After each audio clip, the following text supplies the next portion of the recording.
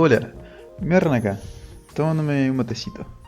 Yo soy Brian, también conocido como Barney, y me acompaña. Ismael, también conocido como Isma. Este es el podcast Ilustración Cósmica en el que vamos a hablar de lo que se nos cante. El día de hoy nos reúne la obra de George Orwell, 1984. Por favor, introdúzcala.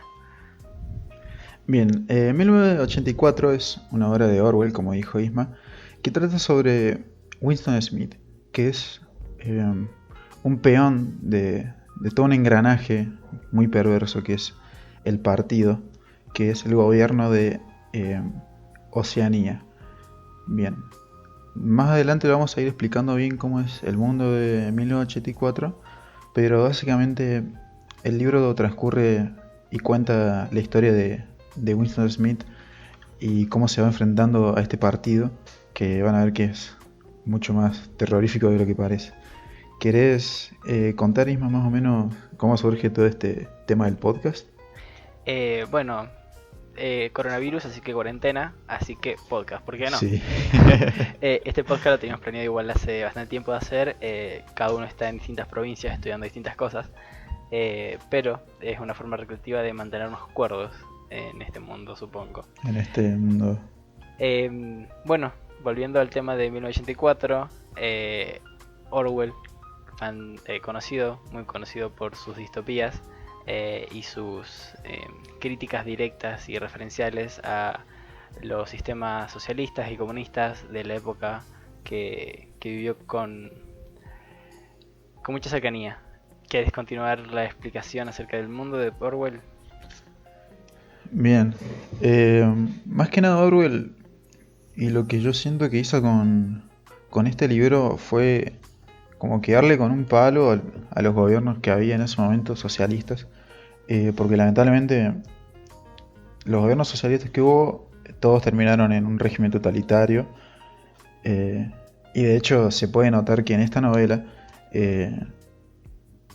al decir el gran hermano y de notar que el gran hermano tiene un bigote, es una clara referencia a Stalin Sí.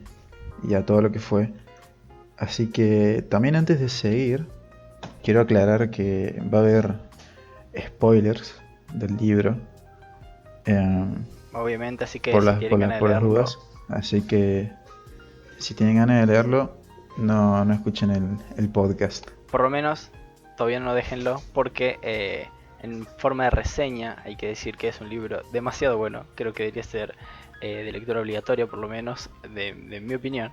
Eh, y no, habla de todo dentro de ese libro, y la filosofía que tiene, por lo menos la que es explicada, creo que es demasiado fundamental e importante entender cómo la mayoría de los sistemas o la forma en la que nos comportamos y principalmente el lenguaje nos controlan. Soy un partidario de Derrida y que el Y, lenguaje es la base de todo.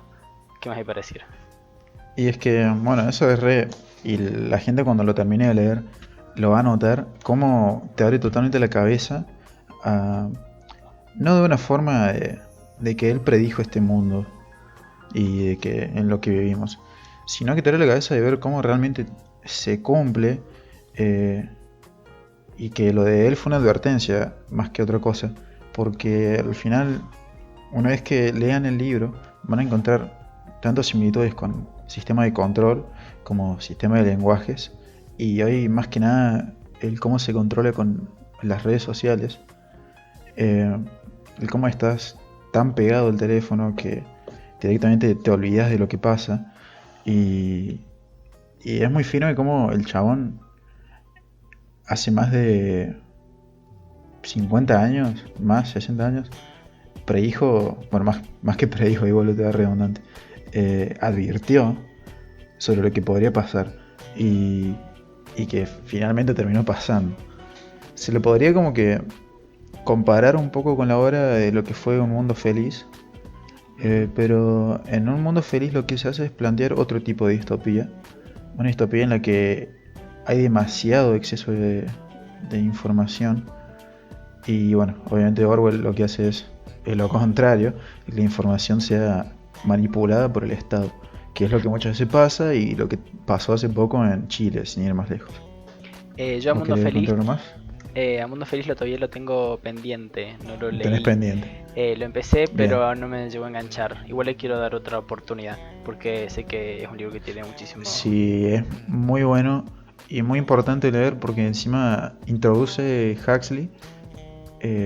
Huxley era como un farmacéutico Ajá. y introduce lo que es el concepto del antidepresivo. Ah, Que bueno, eso ya lo vas a ver cuando lo leas.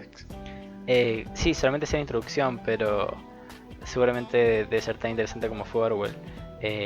Y conozco más o menos las condiciones del mundo, así que en el momento Sí, lo voy a agarrar. sí, sí, muy Volviendo a importante. Orwell, supongo que ya empezamos a entrar en terreno de spoilers. Bien, Eh, ahora empezamos a entrar con los spoilers fuertes. Exactamente.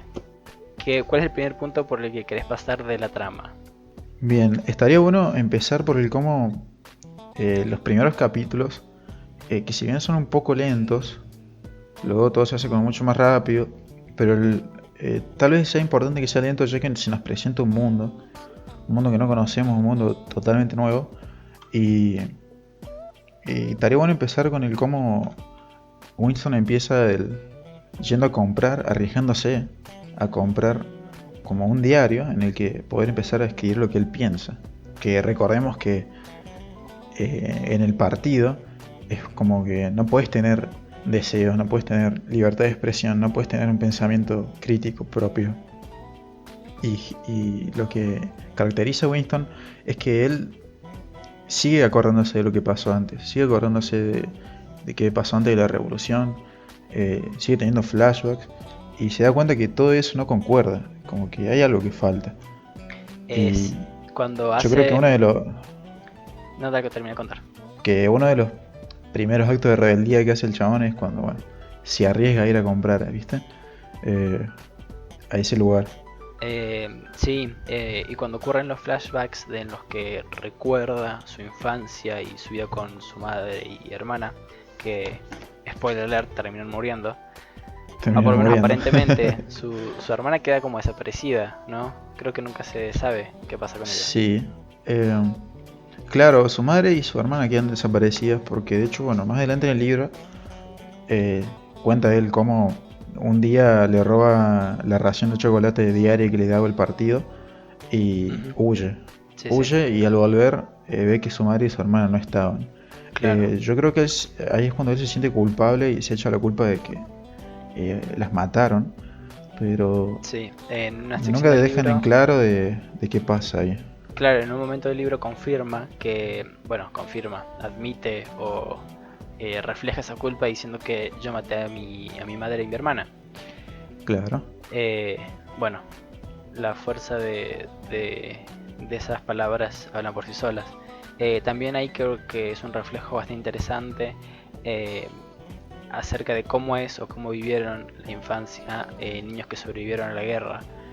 Esa pelea constante por la necesidad y lucha, sería lucha o intentar controlar esos instintos más animalescos que nos hacen tomar decisiones bruscas o instintivas solamente.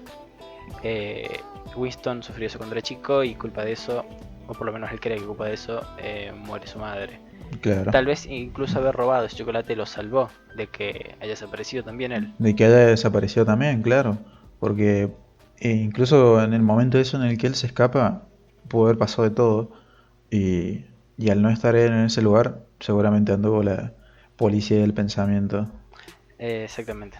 Los agarraron y a la hermana, como hubo un momento acá en Argentina, fue readoptada por otro grupo de gente. Mm. Bueno, volviendo a otros puntos que queramos tocar. El primer contacto que tiene Winston con cercanía humana, por lo menos dentro de lo que nos cuenta la trama, los primeros que vemos son con Julia y con Winston. No, Winston no, O'Brien. Con O'Brien. Cuando encuentra a Julia, obviamente le parece una chica atractiva y llamativa porque cruzan un par de miradas, pero cuando Winston compra un artilugio de decoración, que era un coral en un semicírculo acrílico, cuando se cruzan esas miradas a Winston recorre por su espalda ese miedo constante de que me encontraron, me van a matar, este es mi final. Y se le Es ocurre, que... me recuerdo que le pasa Sí, por la sí, sí. cabeza querer matar a Julia, atacarla, para que no lo encuentren habiendo robado, habiendo comprado, digo, el pequeño objeto decorativo. Y después, cuando Julia le muestra un afecto, entregándole una carta que le decía te amo, te quiero, cambia totalmente cómo se siente él al respecto de ella. Es que incluso era muy loco que pasara algo ahí entre ellos, y él mismo lo sabía, ya que Julia estaba en la liga antisexo. Que Claro, recordemos que este otro concepto re loco del mundo de Orwell, de que existía una liga antisexo, y que no, el deseo estaba prohibido, o sea, hasta ese punto. Eh, y que, bueno, incluso Winston cuenta cómo su mujer se terminan separando, divorciando, ya que no podían concebir hijos para el Estado. creo que Eh, legalmente nunca se divorcian, simplemente no se ven más. o como que no se ven más, claro. Sí, Porque ella, la mujer de Winston, lo veía como algún acto repugnante. A ese punto le llegan a meter en la cabeza eso a la gente. sí, sí, Y de sí. que lo ve como una tarea, ¿viste? Como ella le dice, el deber con el Estado que tenemos. Exactamente, esa palabra tan importante. Esa palabra usa. Y, y que, bueno, él se cruzó con eso en su vida, y encontrarse con una chica que encima está en la liga antisexo, era como... Era normal las sospechas de él. Sí, sí. Y bueno, también fantasea con asesinarla en un momento, cuando se lo Eh, cruza. Hablando del matrimonio de Winston, obviamente era un matrimonio súper forzado porque él no lo eligió. Le dijeron, ustedes dos se casan y tienen que procrear. Por lo menos así es como los criaban ellos. Eh, y cuando ese intento de crianza falla, no se ve nunca más. Como creo que ni siquiera se llegan a Mm. despedir. Eh, y después también muestran en la obra los vecinos que también tienen una pareja de hijos que me parece súper interesante como la escuela a la que asisten todos los cría a los niños para que puedan traicionar a su propia familia. No les permite ningún tipo de sensación de placer, ni pertenencia, ni mi familia, mi seguridad, es todo miseria. Es que es increíble porque desde un inicio ya vos los ves a los chicos como que eh, tienen re inculcada la idea de matar, eh, la idea de Exactamente, traicionar. Y que bueno, al final del libro, cuando Winston es atrapado, se lo encuentra al chabón al vecino, sí. y le dice como, mi hija me delató, ¿entendés? O sea, al punto en el que delatan al padre porque creyeron que era conveniente porque estaba por traicionar el partido. O sea, Y, hasta ese punto llega el amor que tienen por el gran hermano. y entendamos que traicionar el partido es hacer que la acción de criminal, que Crimental, claro. es pensar en algún deseo, en pensar algo que el partido no prueba, Que el pensar partido no... Claro. en un orgasmo, pensar en tener relaciones sexuales pensar en lo que sea que el partido no haya acordado. Y si no, pensar en qué voy a pensar, porque se les enseña mucho también este método, que es el doble pensar, que les permite parar su propio pensamiento. Piensan algo al respecto, piensan algo que con el partido no está de acuerdo y automáticamente lo suprimen, lo reprimen. Es como una habilidad que empiezan a desarrollar y habilidad que desarrollan a través del lenguaje cuando empiezan a modificarlo. Es que, bueno, eh, el doble piensa también es re loco porque se demuestra cómo incluso O'Brien lo sufre, eh, que es alguien del partido interior, que recordemos que todo el gobierno o ciudadanía se divide entre el partido interior, el partido exterior y los proles. Eh, que Winston laboraba, bueno, en el partido exterior, en el Ministerio de la Verdad. Que Y básicamente es una forma de decir que es clase media. claro, esa era como la aristocracia, la burguesía y bueno, el proletariado. Y básicamente está buenísimo cómo implementa el doble pienso, porque es el estar consciente de lo que pasa y aún así hacer de cuenta que no pasa y convencerte Exactamente. a vos mismo de que lo que te están diciendo es verdad. Y lo muestra cuando lo tiene atrapado a Winston y O'Brien lo quiere hacer convencer de que le está mostrando 5 dedos cuando realmente le está Ujú. mostrando 4. Sí, esa escena es tremenda. Es tremendo. Eh, bueno, y volviendo con el tema del lenguaje, eh, dentro de esta obra se propone el, el sistema de nueva lengua, que en formas básicas busca reducir el diccionario, reducir la cantidad de palabras, y reduciendo la cantidad de palabras reducimos lo que la gente piensa. ¿Por qué? Porque a través de las palabras nosotros nos permitimos crear ideas, analizar cosas. Si nosotros tenemos menos recursos, o sea, menos palabras para analizar, criticar, pensar, dudar, menos posibilidad tenemos de que hagamos esos actos. Eh, entonces me parece súper importante que el partido haya tomado, no es que haya tomado decisión, sino como que busque esta reforma que hace que cambie el lenguaje, reduzca la cantidad de palabras, busque palabras que se contradicen sobre sí mismas para poder definir o hablar de cosas. Una de las formas que tiene también es esa, el controlar el lenguaje. Eh, el no dejarte pensar, porque una de las formas que tiene la gente y que tuvo el ser humano de autopensarse es escribir.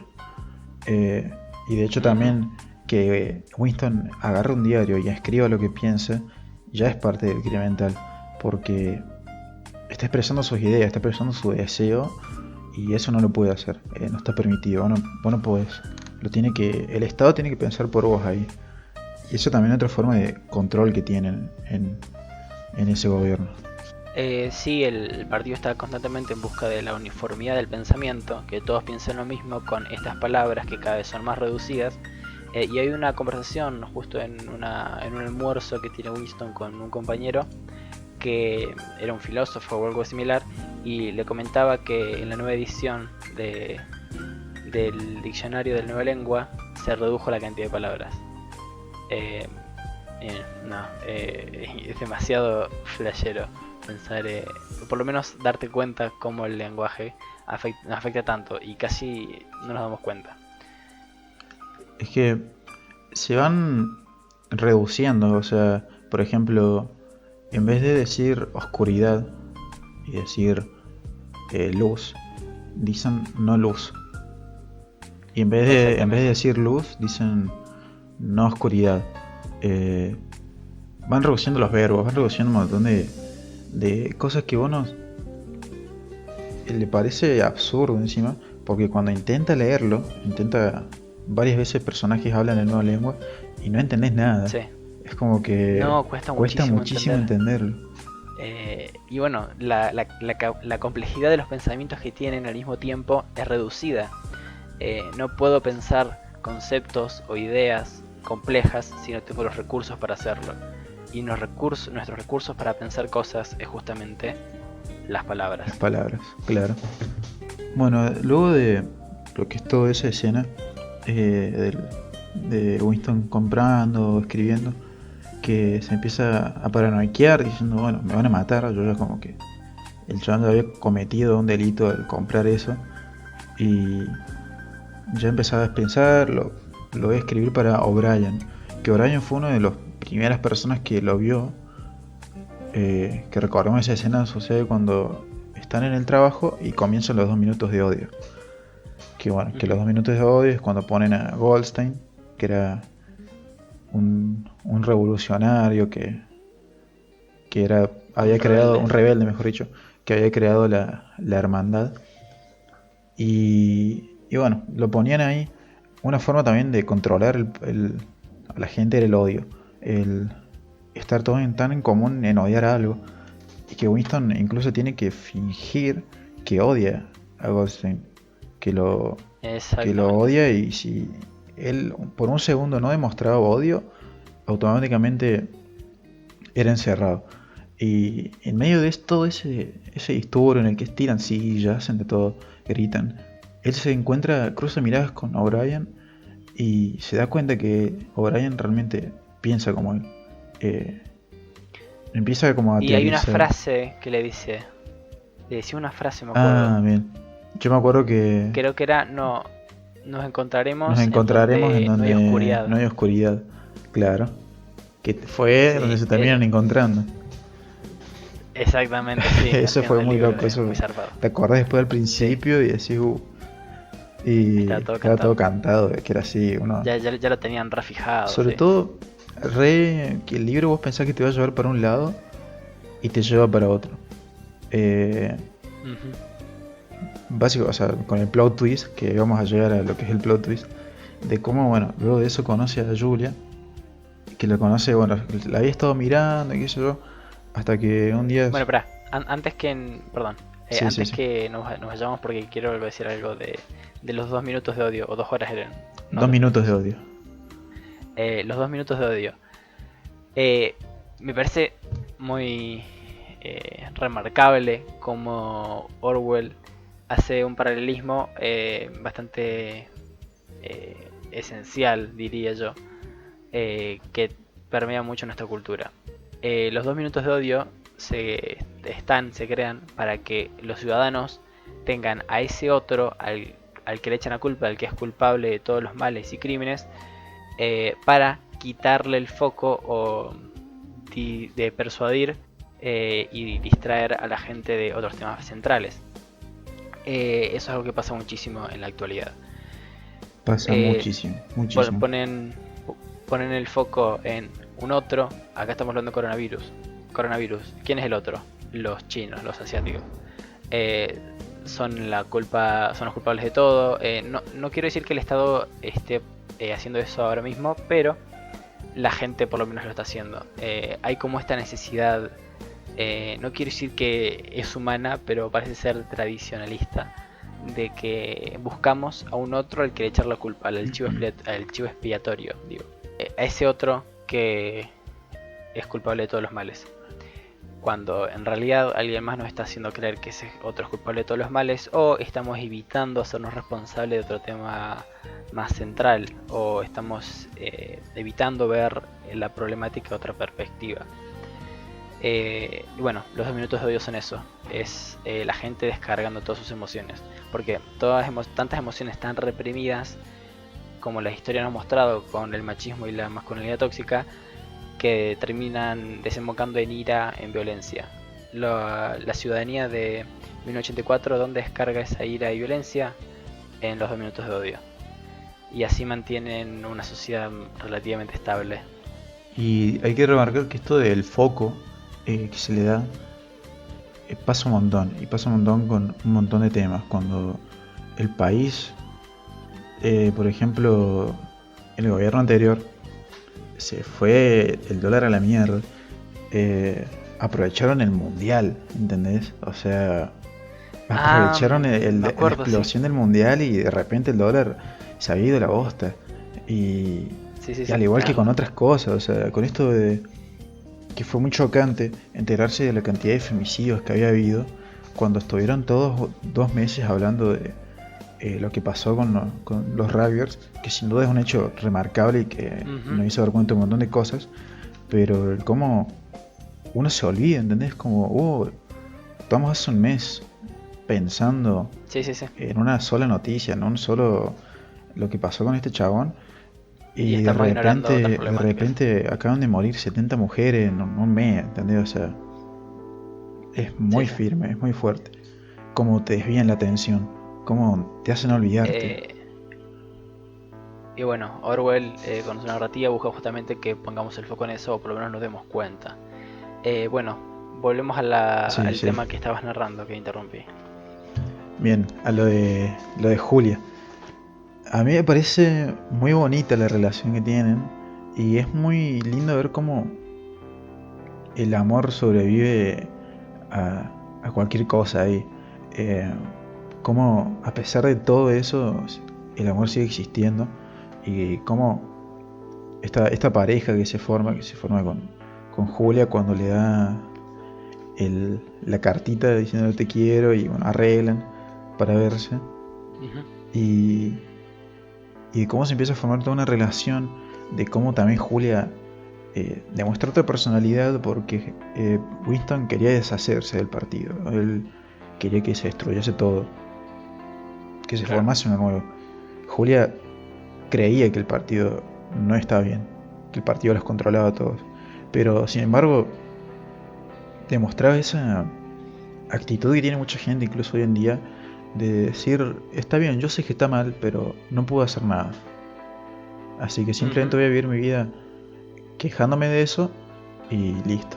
Y que, Eh, yo también lo vi por otro lado como esa gente, bueno, no quiero ser como un estereotipo o un hombre paja, pero esa gente que entiende el problema y se da cuenta que es algo mucho más grande que ellos mismos, entonces, bueno, no me importa, yo voy a vivir mi vida como yo quiero, voy a tomar las decisiones que yo quiero, arriesgarme en lo que yo quiero, porque Julia principalmente, por lo menos las decisiones que toma, parece que lo hace para buscar su propio placer, y al mismo tiempo ella encuentra placer en los 2 minutos de odio, porque a ella la vemos que tiene esa ira y esa violencia en los 2 minutos de odio que en Winston no tiene. Eh, y ella tiene, o sea, encuentra esa satisfacción en los 2 minutos de odio, así como también encuentra la satisfacción en el deseo romántico sexual que tiene con demás gente, con la porque imagen, ella claro. dice que no es la primera vez que lo hacía. Claro, y de hecho habla de cómo con gente del partido interior estuvo mucho. eh, y que eso de hecho me sorprendió mucho, ya que ella al estar en una liga antisexo y que pase cosas Ujú. con gente del gobierno, es como... Bueno, y de hecho ella cuenta de que le pasó varias veces de que terminan descubriendo al chabón con el que estaba, pero que llegan a matarlo antes de que confesara, así, y ella se terminaba salvando. Eh, Claro. Así que sí, Julia demuestra... Es un personaje re interesante porque Ujú. muestra Sí, otra sí, sí. cara de la gente que no piensa como el Estado. Porque tranquilamente podría haber pensado como Winston. Bien, los dos tienen algo en común y es que odian al Estado, pero se demuestra que uno realmente le da igual y va a tratar de sobrevivir, y otro quiere directamente romper todo y que se forme algo nuevo porque no va más el chabón. Sí, sí, sí. En eso hace un trabajo muy, muy bueno, Orwell. ¿Qué otro punto quieres tocar? Bueno, todo esto llevaba al cómo le alquilan la piecita a este señor de la tienda, y en esa pieza encuentran algo totalmente nuevo ellos porque empiezan a comunicarse más. Julia empieza a traer cosas que Winston no probaba hace mucho, como cosas tan absurdas como el café. A ese punto llegan. Sí. Eh, y hay una escena muy buena cuando empieza a describir el aroma del café. Eh, Ujú. Genial, muy genial. Y empiezan como que, bueno, luego llega el momento en el que O'Brien se cruza a Winston, le dice que le tenía que dar la nueva edición del diccionario y que terminan yendo. Supuestamente era lo que Winston se esperaba y O'Brien era un miembro de la hermandad. Y me sorprende cómo se despojan de ser humanos al decir todo lo que harían por la hermandad, ¿viste? Yo cuando Sí. leí esa parte me sentí muy incómodo, es como que eh, realmente ustedes eran así, o sea, realmente Winston haría todo eso. Y es muy loco también como al final le dicen que es lo que no harían, es separarse. Y yo creo que Claro. eso es algo muy importante porque termina determinando sobre qué se va a basar la tortura de ellos. Sí, es cierto. Esa escena, por lo menos desde el punto de vista de O'Brien, es creo que él investigando con qué los va a quebrar a ellos al final. Y volviendo al tema de la piecita que alquilan ellos del viejito, de la tienda. Aparte de todas las comidas y olores nuevos que van descubriendo porque se los va trayendo Julia a Winston, también parece muy interesante cómo empiezan durante toda la trama a buscar una canción. No sé si te acuerdas. Que están buscando como una tonada Ah, de una sí, es iglesia, que un está campanario. toda la novela, está esa, esa canción, la letra esa, que Sí. comienza con el señor de la tienda y que resulta que Julia la Eh, sabía. sí. Y bueno, también está cuando, o sea, están las escenas en las que la prole son los que se saben esas canciones. La prole es la que en el momento que dice Winston que la voz de la señora que estaba colgando la ropa era la voz más hermosa que había escuchado nunca. Y también parece súper fundamental como en esta destrucción que tiene el partido de la cultura, cuando el humano encuentra estas pinceladas viejas de cultura, de historia, como que los llena de un placer arcaico, diría, un placer histórico y cultural de pertenencia. O sea, si nosotros a nosotros nos despojasen de toda cultura que tengamos, cuando escuchemos una canción que nos remita a nuestra infancia o a nuestra nación, hay como ese placer, ese orgullo, esa sensación de pertenencia, Es que, que es lo que sentía Winston. claro, y también la mal llamada patria, que cuando uno Exactamente. sobre todo se siente lejos de casa y que bueno, a los dos al empezar a vivir en un lugar que no conocíamos, estamos viviendo, el cómo Ujú. sentir eso de sentirte, viste, como en tu hogar, y que tu hogar lo caracteriza un montón de cosas, no solo un espacio terrenal, sino Sí, sí. música, ¿entendés? Sino arte. Eh, Costumbres. claro, ¿entendés? Eso sí que lo refleja muy bien Orwell ahí. Y bueno, toda la gente que ha experimentado alguna vez irse a un lugar nuevo o dejar de dormir en la misma cama en la que dormía antes, eh, puede sentirse por lo menos relacionado o identificado con lo que explicó Bray, que, que es difícil reconocer un lugar como hogar de vuelta. Y cuando volvés a tener esas sensaciones o esas experiencias que te retoman al hogar antiguo, es como, no sé, una sensación difícil de explicar. Es algo mezclado Es entre nostalgia. nostalgia y tristeza y felicidad a la vez, que pasa Sí. mucho. ¿Por qué otro tema quieres tocar? Bien, Yo tengo uno acá. y ahora venía el plot twist, que es lo que te cambia todo, o sea, que yo decía, el libro va acá, va a terminar así, y me cambió todo. Ujú. Que es cuando Julia y Winston empiezan a hablar y ven a la señora afuera y ven a los proles como los únicos cuerdos, la única esperanza, y que Sí. ellos estaban muertos. Ujú. Cuando suena la voz de atrás del cuadro Sí, sí. que le dice, ustedes son los muertos. Y ahí fue como el sudor frío por la Y eso espalda. fue como un... a mí me sorprendió mucho, es No, qué como cosa que no te lo esperabas, o sea, te sentís tan seguro en ese lugar diciendo, no hay telepantalla, y te encontrás ahí y decís, todo este tiempo estuvo arreglado y solo estaban esperando al momento justo, Eh, ¿entendés? es que justamente, si no mal recuerdo, la escena esa ocurre después de que ellos se van a esta piecita a hacer sus cosas, se quedan dormidos y cuando Winston despierta ve que tiene el fueguito apagado, o sea, la pequeña chimenea que tenía está apagada, el agua está fría y cuando mira el reloj se nota que pasaron casi 12 horas o más Claro, y estuvieron casi todo un día entero fuera de su trabajo, de su casa, de todo. Y entonces como era la oportunidad que tenía el partido para para agarrarlos de una vez. demostrarlo, ¿entendés? Y, Sí. y sí, ahí termina como que empieza la etapa final y que es la más fuerte, que ahí es cuando vos comentabas de que te parecía que ahí es cuando se define que esto es un libro de terror, eh, que no es una Ujú. distopía ni ciencia ficción, sino realmente es terror lo que te causa eso. Sí, bueno, ahí se revela que el viejito en realidad no era un viejito, era un señor de la policía del pensamiento que los entregó y empieza a caer toda la gente, los rodean, ellos están desnudos y los agarran, los cagan a trompadas a todos y mientras se están agarrando a trompadas hay como esa cosa de Winston y Julia como intentando mantenerse juntos y diciendo "Ah, nos morimos pero nos morimos juntos", pero no los matan y los llevan a la cárcel. Al Sería. Ministerio del Amor. Eh, que esos nombres, cada vez que los escucho, me retuman en la cabeza de lo Sí, turbio que son. sí. Porque se termina demostrando que realmente todo es opuesto en ese mundo. Eh, el Ministerio de la Verdad no te dice la verdad, te miente. El Ministerio de la Paz hace la guerra. Y el Ministerio del Amor hace violencia y Es cosas malas. la Es cárcel. la cárcel, básicamente.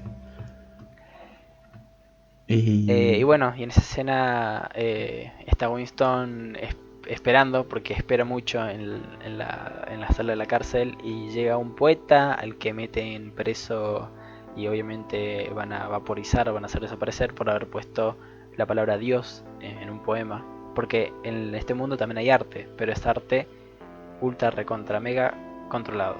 Censura ahí por todos lados.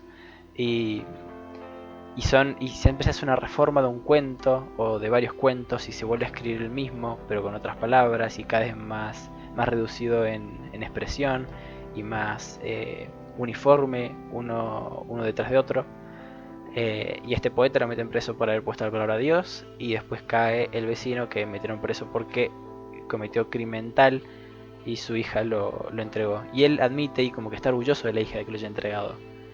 Es tremendo eso. eso es tremendo, sí. El estar orgulloso de que tu hija te traicionó. Y traición entre comillas, porque tipo hizo criminal, o sea, es como medio extraño. Claro, la chabona, encima viste que le enseñan a espiar por la cerradura, por el agujero de la puerta, a espiar y escuchar las conversaciones de los otros para poder encontrar una situación en la que delatarlos.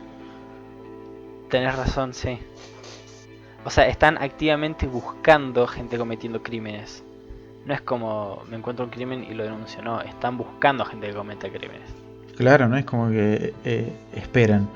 Acá buscan directamente, es como que están en todo momento atentos y de hecho lo ves reflejado con las telepantallas. En todo momento saber lo que estás haciendo, porque si llegas a hacer algo que al partido no le gusta, lo quieres saber. Y eso te deja totalmente en adicción, o sea, no puedes hacer nada, no puedes ni estar tranquilo en tu casa. Sí, es tremendo esta búsqueda incesable que tiene el partido por el statu quo, por la uniformidad. Todos son iguales, pero demasiado iguales. Como que no hay forma en la que uno sea diferente al otro. No existe la disidencia, no existe Es que precisamente lo que busca el partido no es el individualismo, busca erradicar cualquier forma de individualismo. Y que precisamente lo que caracteriza al individualismo es el deseo propio.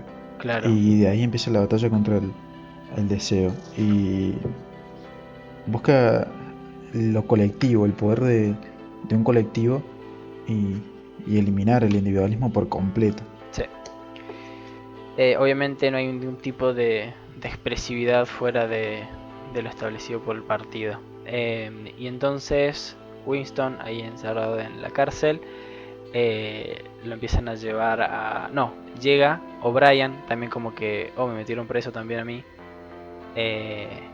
Hay un poco de miradas complacientes y a Winston lo agarran a palos y queda desmayado. Y ahí empieza toda la tortura. Ahí empieza el arco final en el que O'Brien, increíblemente, es un agente del partido. No es... También se saca, creo que tenía como una máscara. Claro, tenía como una máscara. Y lo vemos que es un hombre más antiguo, más viejo, medio anciano, con canas, sin lentes. Pierde todo lo atractivo que había dicho que tenía Winston. Y se revela como un controlador más, un agente controlador más. Y ahí comienza la lucha de O'Brien contra Winston, que lo que buscaba O'Brien era hacer, y lo que se buscaba en general en ese lugar, era hacer que ames al gran hermano. Hacer que lo ames. Porque Winston lo odia y mucho. Y a partir de... Y aparte, no olvidemos que él había leído el libro de Goldstein. Porque claro. O'Brien había dicho que era parte de la hermandad es este grupo de rebelión que buscaba derrotar el partido. Y está este libro, que es un libro de filosofía, supuestamente escrito por Goldstein. Después entendemos que Goldstein no existe, el partido tampoco existe. Todo es una conglomeración de no tradiciones, sino de reformas culturales. Y con ese libro, Winston aprendió a odiar al Gran Hermano. Y ahora O'Brien lo que quería era, a través de la tortura, reformarlo. Contanos ahí, O'Brien. Bien, todo empieza con torturas muy fuertes. De hecho, en las primeras partes de la tortura, Winston no se acuerda de nada, solo se explican como pequeños flashes en los que se nota que le pegan, que lo dejan inconsciente durante... Él empieza a hablar de tiempos de 12 horas. No puede llegar... Obviamente no come. No come. Y No lo alimenta. hasta que, bueno, a lo largo de todo ese proceso empieza como a quedar flaco, empieza a perder la debilidad, empieza a ganar debilidad, y empieza la parte más fuerte para mí, que es la de O'Brien, cuando quiere empezar a convencer a Winston, y que acá se ve reflejado el doble piensa, de que cuando él le muestra 4 dedos, realmente le está mostrando 5. Y que ahí empieza toda la tortura fuerte para mí. ¿Vos qué opinas de esa parte? Y bueno, todo el electroshock que le metían por la cabeza constantemente, que le fritaban el cerebro, releer esas partes es muy fuerte. Todo el electroshock, le arrancaban las uñas, lo agarraban a trompadas, los pelaban, le hacían de todo y no dejaban de hacerle preguntas o reafirmarles y enseñarle conceptos, explicarle de vuelta qué es el Gran Hermano y por qué debe ser adorado. Y intentando convencerlo de que 4 dedos en realidad son 5. Es una escena, no sé, muy fuerte. Muy fuerte. Y bueno, después está cuando lo agarran, después de semanas creo de tortura, lo agarran y lo ponen enfrente de un espejo. Y la descripción de cómo Winston ve su propio cuerpo a mí me mató. Es muy feo. Encima tratar de ponerse en la piel de él, de que literalmente te dejan... A mí personalmente me dejó sin esperanzas ahí, me dejó... Sí, es como ya está. Como que ya siento que no podemos hacer nada ahí, que el chabón está perdido y que no es que va a venir Superman y lo va a salvar, ¿entendés? Es como... Sí, yo estaba esperando algún tipo de escena tipo muy Juegos del Hambre, juvenil, de agarra una navaja y se la clava y va corriendo. Sí, no puede, no va a pasar. O que vienen y rompen todo el lugar y entra la hermandad. Y... Claro, que viene un Deus Ex Machina, no sé. Pero no era pasa. más que la realidad, ¿entendés? Más que un chabón que despojaron de su ser y ahora no sabe quién es, ahora es cualquier cosa. Decadencia absoluta. Y él obviamente se resiste ante las declaraciones de O'Brien, de que 4 dedos en realidad son 5. Y que 2 más 2 era 5 también era una, ¿no? Claro, otra que 2 más 2 era 5. Si el Gran Hermano te dice que 2 más 2 es 5, 2 más 2 es 5 y él decide que no. Y a pesar de toda la tortura y todo lo que estaba sufriendo, seguía manteniendo cierta lógica. Y dentro de toda esta narrativa acerca de cuando sucede la escena en la cárcel, la tortura, se mantiene como una expectativa, se construye un concepto que es la habitación 101. Y está esta como tensión de qué hay en la habitación 101, que dicen que es lo peor que existe, no se puede describir, es terrible. Y O'Brien no le deja decir que él ya sabe lo que hay en la habitación 101. Y es una forma de Orwell de decirnos a nosotros, ustedes ya saben que hay en la habitación 101. Obviamente, no de forma literal, sino de forma conceptual. En la habitación 101 va a estar lo que sea necesario para quebrarte definitivamente, claro. Bueno, ellos mantienen todavía esa promesa que se hicieron con Julia de no traicionarse, no dejaría nada por vos, y dentro de gritos de que lo maten a Winston, lo terminan llevando a la habitación 101. ¿Y qué hay en la habitación 101, Bray? Y que bueno, de hecho todo esto empieza cuando Winston se levanta, se despierta gritando el nombre de Julia. Sí, tenés razón, me olvidé esa parte. Y que rápidamente entra O'Brien y se da cuenta, este chabón Yo pensaba que estaba bien y todavía no. Y se lo lleva. Se lo lleva y esta es la prueba definitiva en el que le rompe totalmente la cordura. Y bueno, si recuerdan, en una escena, Winston nombra y ve cuando estaban en la pieza esta de la tienda con Julia y ve una rata y que se entra en pánico muy fuerte, que Julia lo tranquiliza. Ahí ya como que nos tiran un palo del mayor miedo que tenía Winston, eh, que es un miedo que tiene mucha gente incluso, o sea, así de común era el chabón, que es el miedo a las ratas. Y, y que eso se ve reflejado al final en la habitación 101, ya que ahí es cuando te enfrentan a tu mayor miedo, a lo que vos más le temes.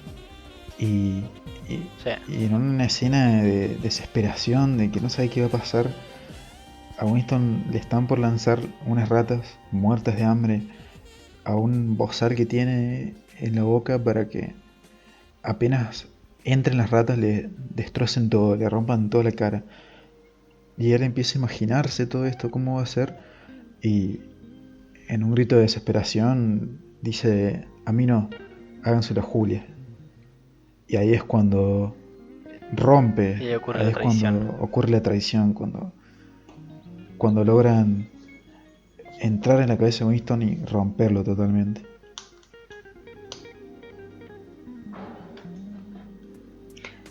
Sí, esa escena es demasiado y creo que a la mayoría que lo escuchamos se nos pasó por la cabeza el quién nos hubiesen puesto a nosotros ahí.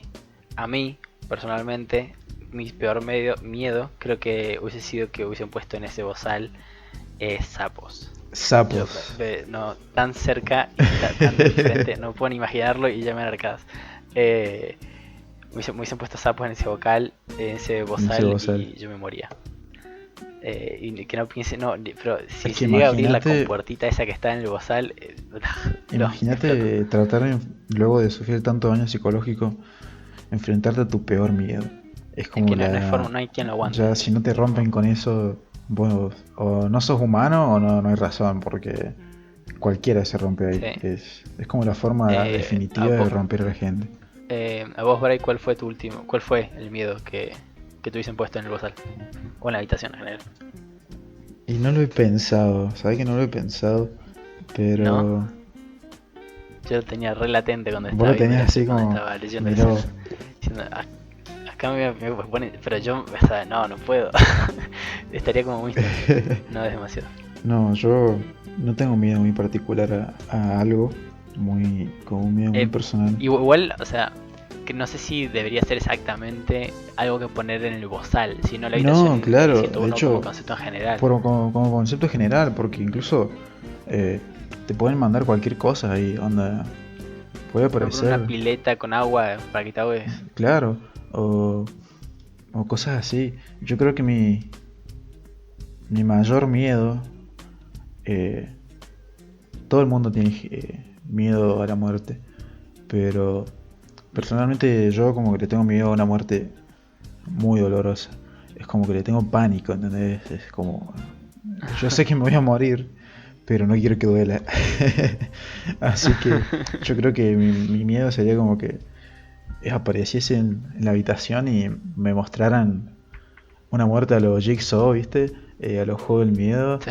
que vos decís, Tipo que te desollen o te prendan fuego. sí, eso sería una muerte larga y dolorosa, sería como Ah, que te hiervan vivo, ponele. Eso sería. man.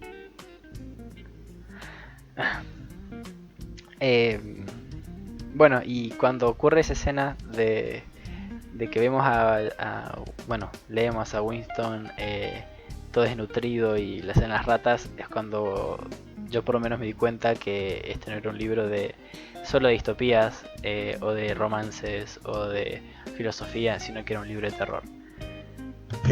Es un Y libro bueno, de terror. Es un libro de terror porque sobre fue todo cuando uno termina de leerlo, yo personalmente sentí mucho miedo de vivir, ¿entendés? Mucho miedo de seguir viendo cómo vivimos. Te das cuenta de cómo realmente te controlan Y eso que, mira, yo no soy muy partidario de las teorías de conspirativas o qué sé yo. Pero creo que esto No, yo no tampoco. tiene nada de conspirativo, porque es algo que pasa. Eh, es algo que posta uno no lo piensa hasta que lee este libro. Y bueno, ya para terminar la cronología del libro, Winston cae inconsciente, entra en recuperación y es liberado de vuelta a la sociedad. Y lo encontramos en un bar jugando al ajedrez solo, tomando ginebra o algo similar. Y ahí se hace como un paralelismo otra vez más, un recuerdo, una referencia al inicio de la serie, del libro digo. Que cuando Winston entra a su edificio hay un chabón, un grupo de chabones que están jugando al ajedrez y tomando lo mismo que toma él, mirando la telepantalla. Y Winston termina en el mismo lugar, termina donde empezó. Se pone contento luego de escuchar noticias contradictorias de vuelta en la Claro. telepantalla, en la televisión, que hacen un cambio otra vez, acercan contra quién es el enemigo, que al principio era un país y después cambia a otro, y se pone contento. Y ahí es cuando nos damos cuenta que cuando ponerse contento por algún acto que haya hecho el partido, es ceder al gran hermano, es ese patriotismo ciego, ese nacionalismo, que no importa lo que suceda, vamos a hacerle caso a la nación, vamos a hacerle caso a la patria, vamos a hacerle caso al país. Y como lo había previsto Brian durante la tortura, bueno, antes de eso se encuentra con Julia una vez más, admiten que se traicionan y se despiden de forma muy A mí me sulsa. rompió el corazón eso. Sí, yo Porque estaba esperando que se juntasen y sí, es ¡ah! como que Todo tan abrácense, Hollywood, pero háganse no. todo, pero no, esto no es Hollywood, esto es una realidad. Exactamente. Y no, ya se traicionaron, ya no se querían, querían solamente a Gran Hermano.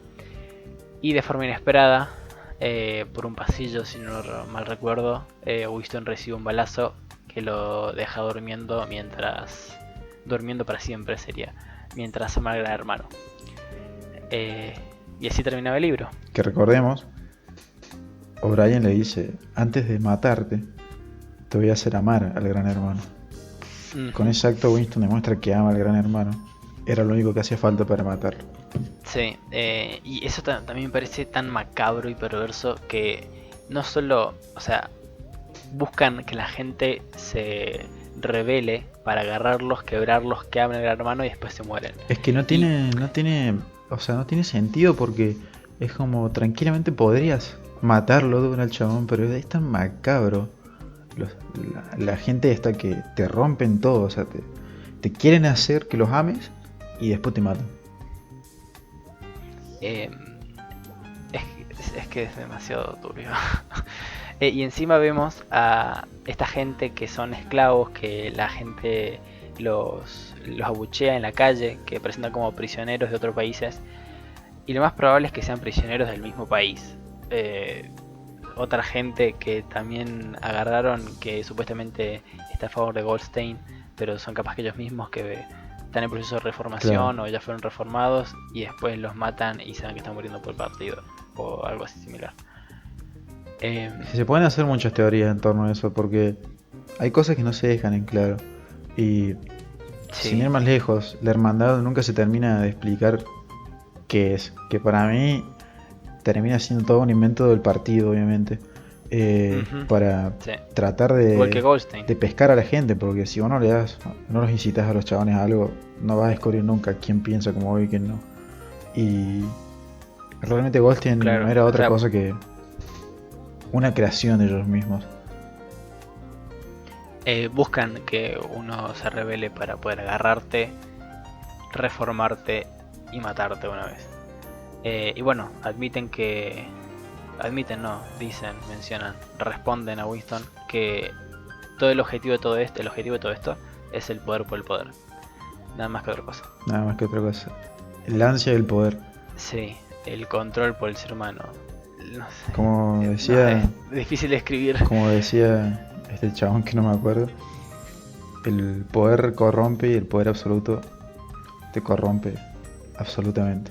Y bueno, después de eso queda hablar, bueno, no sé, por lo menos un tema que a mí me gustaría tocar acerca, bueno, porque para hacer este podcast obviamente hicimos un poco de investigación y hay muchos videos de YouTube en el que relacionan la obra de Orwell, especialmente en 1984, el partido y las reformas que hacen con movimientos Es sociales. que a Orwell, de hecho, Y lo relacionan como un pibe full capitalista, full ujú, anticomunismo, cuando es todo lo contrario.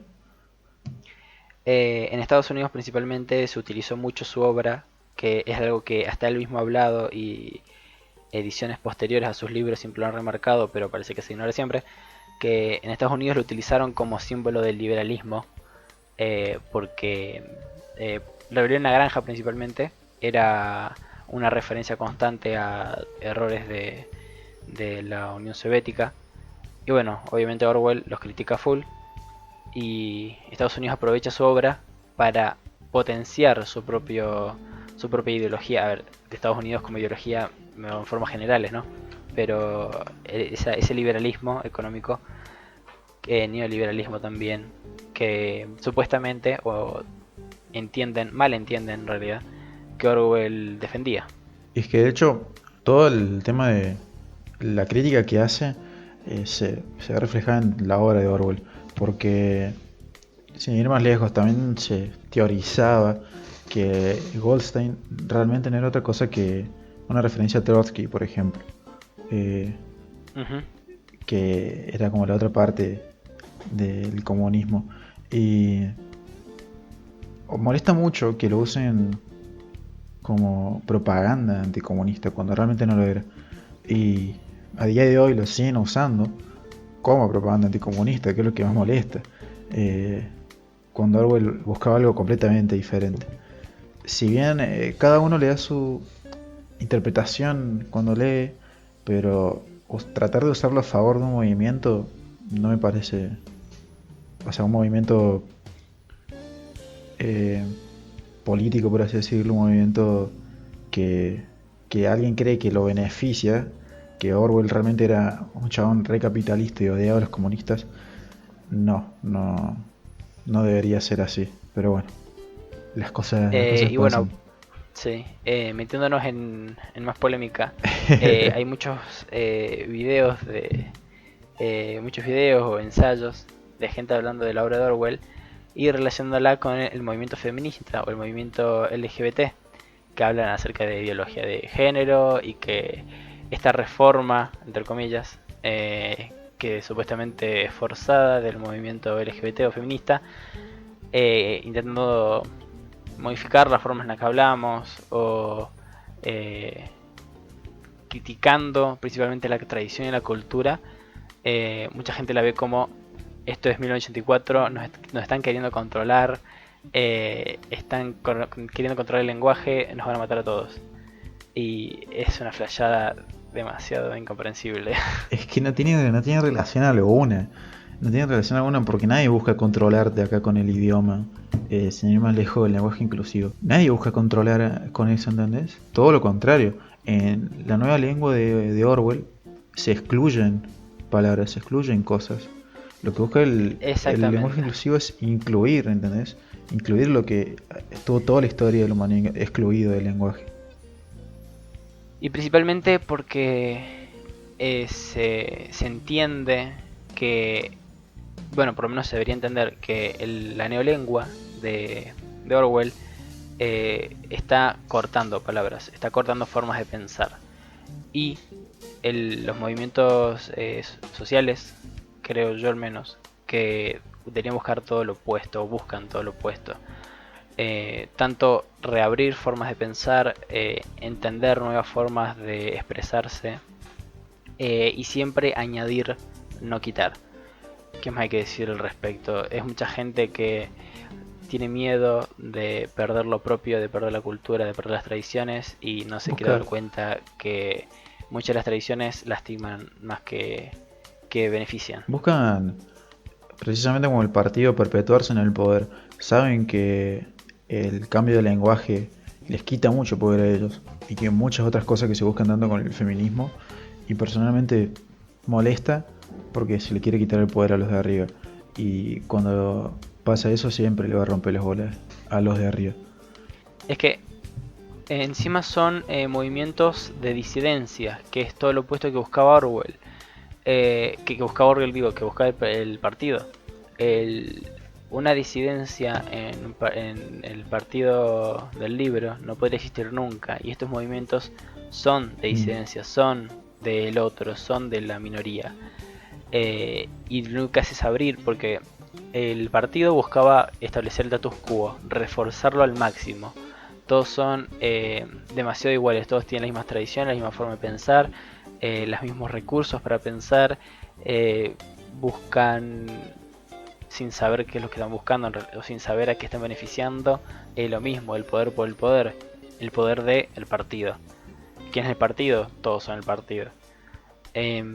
Y esta opresión por el individualismo o por la expresión propia, que se confunde, o por lo menos la gente que cree que el partido es una relación con el movimiento feminista o con el movimiento LGBT, que creen porque las tradiciones o la cultura específica está siendo tan cuestionada o tan puesta en juego, como que hay un miedo de perder, y es pánico, principalmente creo que lo que pasa por la mente de esa gente. Miedo de perder esos dispositivos de control.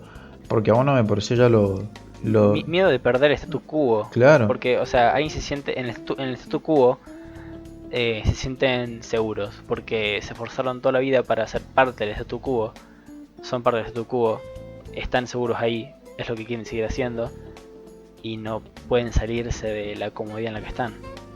Y cuando se le presenta justamente un dispositivo, no dispositivo, sino otras opciones en las que se pone en juego justamente eso, es incómodo, les duele, les jode, es como lo rechazan automáticamente. Y es justamente lo que hablamos antes, el rechazo por el otro, que ahora mismo, por lo menos con el coronavirus, pasa bastante. El rechazo bueno, la gente dejó de ir a los chinos por el coronavirus. Y pasó mucho y o sea, es algo feo, sobre todo porque esa gente no tiene la culpa de nada. Es como cuando hay peleas de... Personalmente soy alguien que no es para nada partidario del nacionalismo, me parece como decía Carl Sagan, el cáncer del mundo. Y es que pasa un montón. Y cuando muchos argentinos se admiran de la gente de China, y los tratan de un montón de formas, hay que ver cómo somos nosotros. O sea, centrémonos en nosotros porque nosotros no somos unos ángeles. Nosotros, personalmente, la sociedad argentina es muy egocéntrica, demasiado egocéntrica. Y antes también de empezar a criticar al otro por lo que hace, por lo que no hace, veámonos, o sea, hay que construirse. Y hoy más que nunca hace falta construirse. Y bueno, hablando acerca de la desconstrucción, creo que ya podemos ir cerrando. Y yo tengo un pequeño texto para leer. Bueno, leer entre comillas, leer y contar al mismo tiempo. El partido sostiene que es diferente a cualquier oligarquía del pasado, el nazismo o el comunismo autoritario. El INSOC es consciente de su existencia y eso es lo que lo hace un modelo no tan rígido, por lo menos creo yo. Esa es su habilidad como institución política. El mejor control de masas, la mejor regulación social, el ejercicio biopolítico sería, por lo menos de forma imaginaria, cuya existencia no exista de forma palpable o de forma existente, o sea, que sea invisible, que sea omnisciente. ¿Cómo? Que sea efímero, que no sea algo que uno pueda palpar, ¿entendés? No puede hacer algo que uno pueda ver. Claro, o sea, es imposible de encontrarlo en ningún lado. Y bueno, donde encontramos ese tipo de dispositivos serían en los presupuestos, en nuestras bases sociales, Y bueno, el primer ejemplo obviamente es la tradición. Eh, el control que se nos ejerce y que nos ejercemos entre nosotros y a nosotros mismos nos condiciona totalmente, todo el tiempo. Y los primeros condicionantes es el lenguaje. Eh, podríamos, podríamos ponernos en duda cosas súper básicas, como por qué escribimos de izquierda a derecha o de arriba abajo, o por qué hacemos las cosas de forma tan específica, por qué tenemos sillas y mesas, por qué nos lavamos o comemos y hacemos las cosas en tales horarios o de formas específicas. Eh, y justamente dudar de todo esto nos hace que nos demos cuenta cuál es la base de las cosas. Y este tipo de control, que no es un control directo, sería más bien inocente y indirecto, está en todos lados, en las cosas que hacemos todo el tiempo, en las tradiciones. ¿Y cómo se rompe con la base de todo esto? Habría que desconstruir todo, o sea, desconstruir todo. Desconstruir la palabra todo, desconstruir la palabra palabra, y de esa forma podríamos ir hilando y rompiendo y rascando para más o menos llegar a la deducción de que todo es nada y que la misma nada es nada y entonces no podría ser nada, y ahí entramos a esencialismos y dificultades que nos pone el mismo lenguaje. Y también tenemos que entender que llegamos a esta conclusión y a la desconstrucción por culpa del condicionamiento del lenguaje. O sea, por lo menos desde mi punto de vista, el lenguaje es la base de todo esto. Y pensamos que un conocimiento puro, que entre comillas puro, porque ni siquiera la palabra puro se puede utilizar para analizar esto, porque la misma palabra está condicionada dentro de todo el lenguaje y todo el sistema de significados y significantes. Entonces, ¿se puede llegar a un conocimiento puro? No se puede, porque estamos analizando a través del lenguaje, el lenguaje que está condicionado por la historia. Y entonces no se puede como llegar nunca a nada, y todo es consecuencia de la consecuencia. Realmente ya condicionado de otro lado. Ya está todo condicionado. Es como... Y de hecho a mí me hacía debatirme mucho cuando terminé de leer 1984, y que está demostrado a lo largo de la historia que la historia no siempre fue como nos la contaron.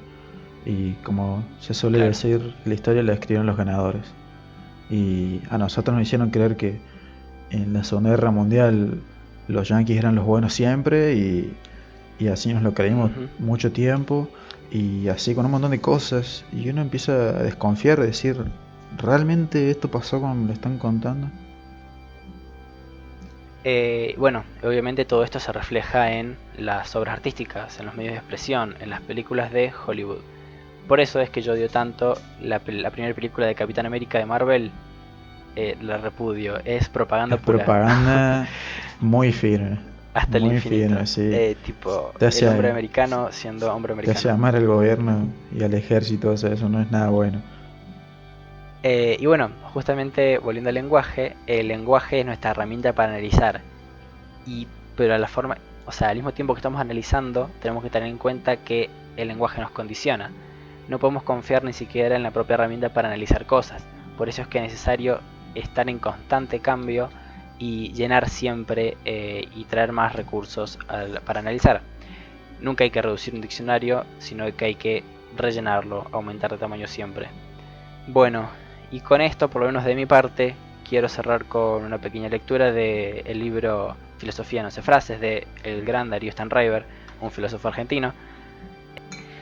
Bueno, todo es desconstruible. Todo es desconstruible porque toda palabra es una construcción, incluso la palabra todo, incluso la palabra palabra. Todo es desconstruible significa que podemos remontar y desmontar la historia de cualquier nombre, los propios, los comunes, todos.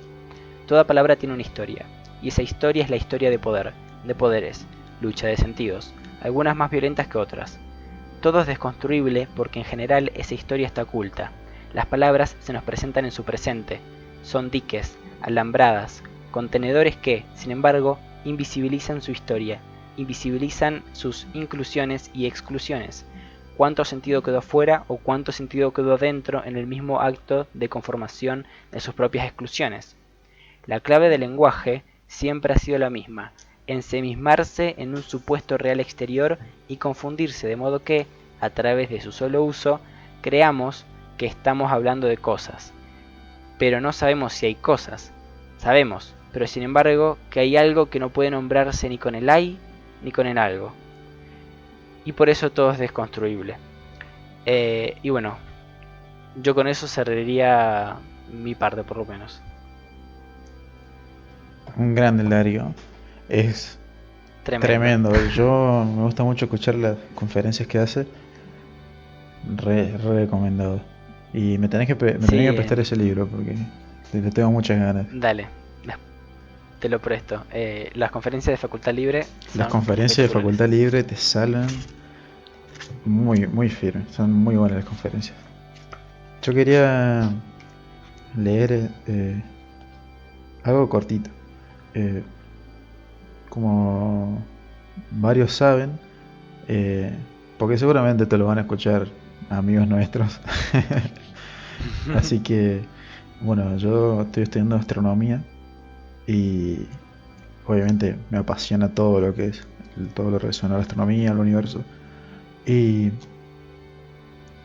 tengo acá algo para leer de un libro que se llama Luz y Tiempo, de Hugo Novotny,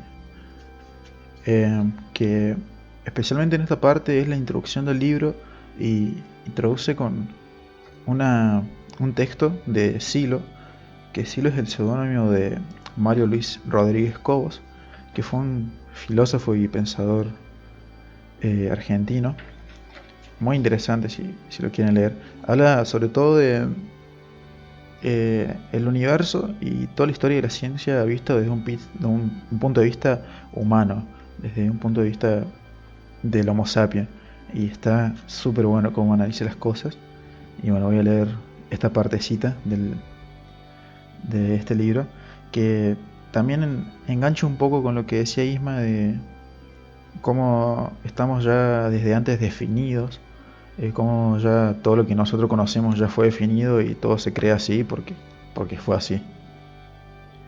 Bien. Sí lo dijo. Las personas cambian si cambia su aparato de creencias básicas. Acuérdate del geocentrismo. La Tierra era el centro del universo y esa era una época en que todos estaban de acuerdo que eso era así. Así se creía y así se vivía. Hoy, después de las investigaciones que hablan de sistemas solares, galaxias, conjuntos de galaxias, universos y varios universos, hoy, a pesar de la evidencia de la inmensidad del universo, sostenemos tres cosas. La vida sobre la Tierra es la única vida que hay en el universo. La vida sobre la Tierra es la única forma de inteligencia que hay en el universo y el Homo sapiens es la única forma de vida humana. Sostenemos que somos la única forma de vida inteligente y de vida humana. Nos creemos únicos. Todo el universo es para nosotros. Somos el centro del universo. Es decir, seguimos siendo geocentristas. Es una creencia del aparato de creencias básicas que no hemos modificado aún. Y con eso cierro. Espectacular. Me gustó, está bueno. Gracias, muy bueno. Bien. Y bueno, y con eso siempre hay que recordar que el status quo es una cagada y hay que romperlo porque sí. Hay que romper todo. Sí. Y bueno, con eso damos fin al podcast. El primer episodio piloto, a ver cómo sale. Yo ya me voy, que me tengo que seguir tomando el mate, que tomé un mate al principio y después con toda la charla se me fue. Así que bueno, que la fuerza los acompañe y acuérdense de hidratarse. Chau. Exactamente. Adiós.